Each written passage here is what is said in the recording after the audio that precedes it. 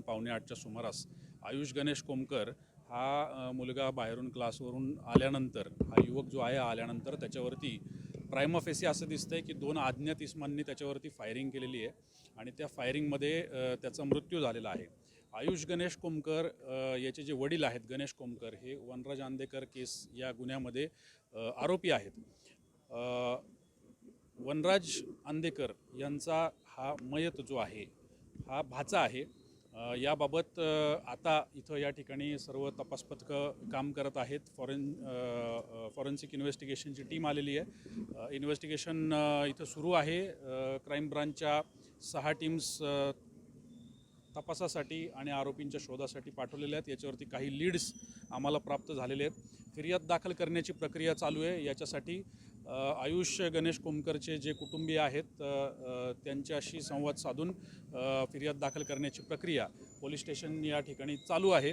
त्याचबरोबर police station समर्थ तसंच फरासखाना आणि झोन 1च्या सगळ्या ज्या DBच्या टीम्स आहेत त्यासुद्धा या तपासामध्ये कार्यरत झालेल्या आहेत.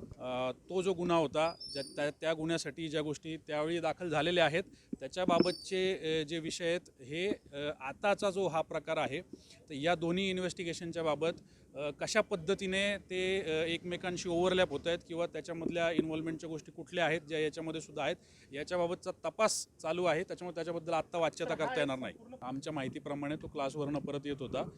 क्लासवरनं परत आल्यानंतर त्याच्या घराच्या खाली पार्किंगमध्ये बेसमेंटमध्ये हा प्रकार घडलेला आहे, ज्याच्यामध्ये 2 अज्ञात इसम जे आहेत त्यांनी त्याच्यावरती फायरिंग केलेलं. हा मयत जो आहे याचा सहभाग असल्याबाबत त्यावेळीसुद्धा आम्हाला असं काही निदर्शनास आलेलं नव्हतं.